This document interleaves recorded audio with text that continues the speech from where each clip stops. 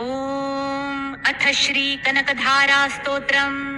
अंगं हरे पुलकभूषणमाश्रयन्ती भृङ्गाङ्गनेव मुकुलाभरणं तमालम् अङ्गीकृताखिल विभूतिरपाङ्गलीला माङ्गल्यदास्तु मम मङ्गलदेवतायाः। मुग्धा मुहुर्विदधति वदने मुरारे प्रेमत्रपा प्रणिहितानि गतागतानि मालादृशोर्मधुकरीव महोत्पलेया सा मे श्रियं दिशतु सागरसम्भवायाः। आमीलिताक्षमधिगम्य मुदा मुकुन्दम् आनन्दकन्दमनिमेषमनङ्गतन्त्रम् आकेकरस्थितकनीनिकपक्ष्मनेत्रम् भूत्यै भवेन्मम भुजङ्गशयाङ्गनायाः। बाभन्तरे मधुजितश्रितकौस्तुभेया हारावलीव हरिनीलमयी विभाति कामप्रदा भगवतोऽपि कटाक्षमाला कल्याणमावहतु मे कमलालयायाः। कालाम्बुदारिललितोरसिकैटभारे धाराधरे स्फुरति या तडिदङ्गनेव मातुः समस्तजगतां महनीयमूर्ति भद्राणि मे दिशतु भार्गवनन्दनायाः। प्राप्तं पदं प्रथमतः खलु यत्प्रभावान् माङ्गल्यभाजि मधुमाथिनि मन्मथेन मय्यापते तदीह मन्थरमीक्षणार्थं मन्दालसं च मकरालय कन्यकायः।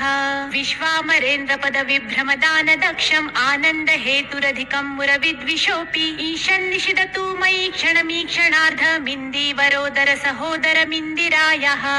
इष्टाविशिष्टमतयोऽपि यया दयार्द्र दृष्ट्या त्रिविष्टपपदं सुलभं लभन्ते दृष्टिप्रहृष्ट कमलोदर दीप्तिरिष्टां पुष्टिं कृषिष्ट मम पुष्करविष्टरायः।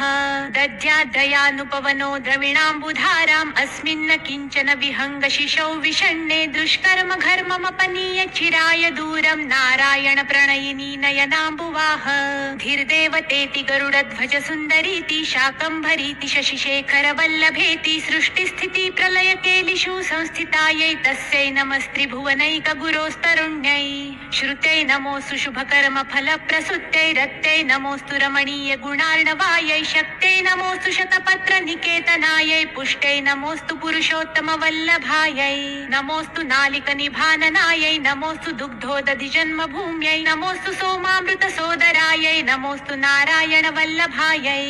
नमोऽस्तु हेमाम्बुज पीठिकायै नमोऽस्तु भूमण्डल नायिकायै नमोऽस्तु देवादिदयापरायै नमोऽस्तु शारङ्गायुध वल्लभायै। नमोऽस्तु देवै भृगुनन्दनायै नमोऽस्तु विष्णोरुरसी स्थितायै नमोऽस्तु लक्ष्मै कमलाललायै नमोऽस्तु दामोदर वल्लभायै।